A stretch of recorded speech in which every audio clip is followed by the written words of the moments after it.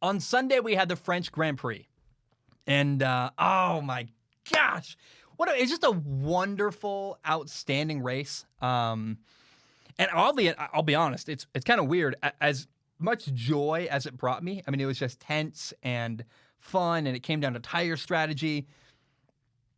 As much as I enjoyed what happened on Sunday, I also don't have a lot to say. I mean, it was Max Verstappen versus Lewis Hamilton, Red Bull versus Mercedes, tense racing, wheel to wheel at the end. And Max and Red Bull decided to, mid-race, they made an adjustment on the fly. They adopted a different strategy mid-race where they decided to have a two-stop strategy. They took a pit stop during lap 19, and then Max took another pit stop during lap 32.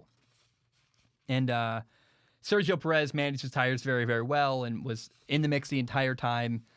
In contrast, Lewis Hamilton only pitted one time at the kind of the difference right at the end of his 19th lap, I guess lap 20, in response to Max. And the result gave us a perfect ending where with 4 laps to go, we had Lewis in first, Max Verstappen on fresher tires coming up behind him, hunting him down.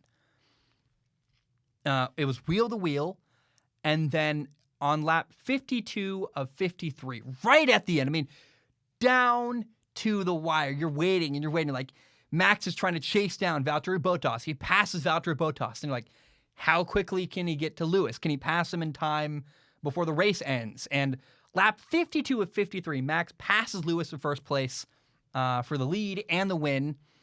And so the podium ended up being Max Verstappen in first, Lewis Hamilton in second, Sergio Perez in third, and then Valtteri Bottas, the other Mercedes, in fourth place. Max also, by the way, got fastest lap. And it was, gosh, man, it was one of those races where you're just like on the edge of your seat waiting, and it came down right that final moment. And that's why I love racing, is that kind of moment where you're not sure and you don't know the ending. And I hate a race where for Max Verstappen to lead an entire race and never be challenged, that doesn't sound fun. Even though I do root for Max more than I root for Lewis. Anytime anybody dominates, it's not fun. And so to have a moment where not only did it come down to the wire, but my favorite racer won was pretty cool.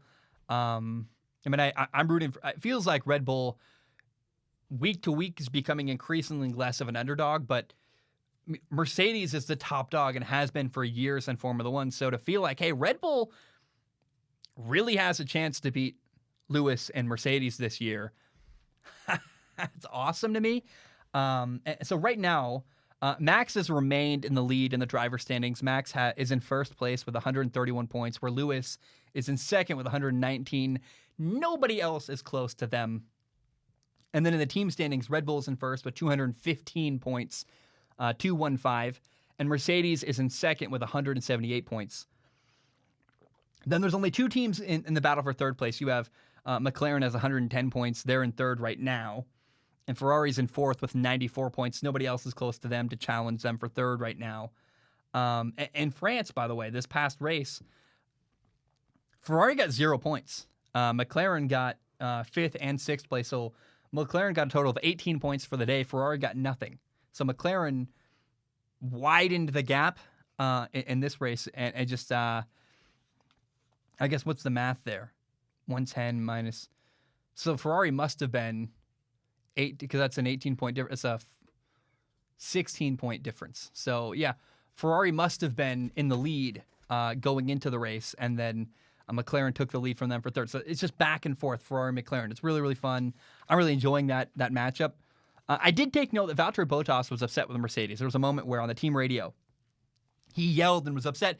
Why didn't you listen to me when I tried to tell you it was a 2-stop race? And I guess, I remember clearly he did try to warn them, hey, the tires aren't going to work. We got to take 2 stops. And Mercedes didn't listen. They failed to adjust.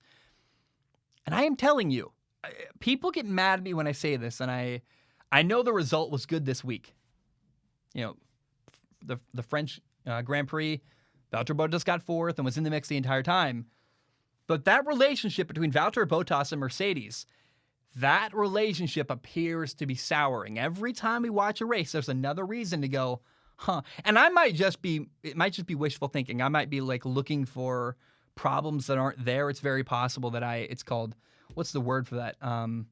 Some kind of bias where I don't remember the word.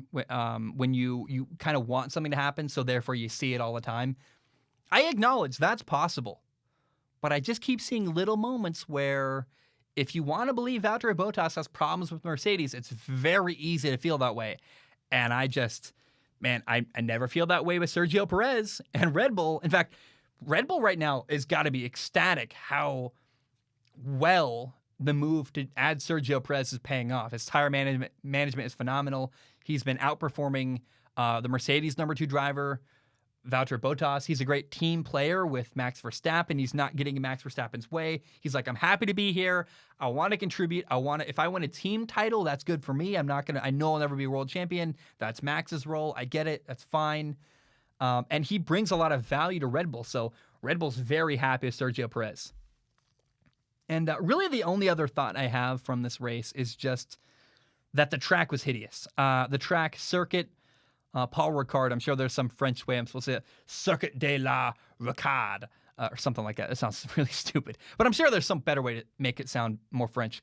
Anyway, the track has these ugly blue lines running along the side of the track, and it just looks like, Crofty called it psychedelic, which I think is a great assessment of that. It's just not appealing to look at. But in the end, the race delivered a great finish. I loved that. And I wish I had more. I really wish there was more to talk about. But all I remember from that race really was the amazing, amazing battle between Max and Lewis and how compelling it was. And I was on the edge of my seat going, can Max make it happen? Can Max make it happen? And he did, and he won. And I'm shamelessly rooting for Red Bull. I think it'd be really cool to see them knock off the top dog. And along the way, though, I'm not going to be mad if Mercedes can find a way to respond and reclaim the lead and defend their title. I'm also okay with that. I'm not going to be upset either way.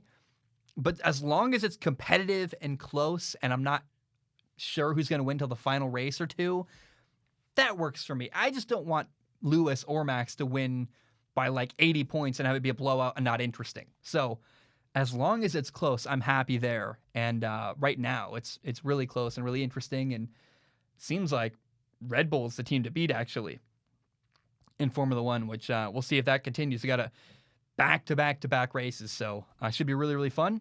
And I'm excited to watch the race coming up on Sunday.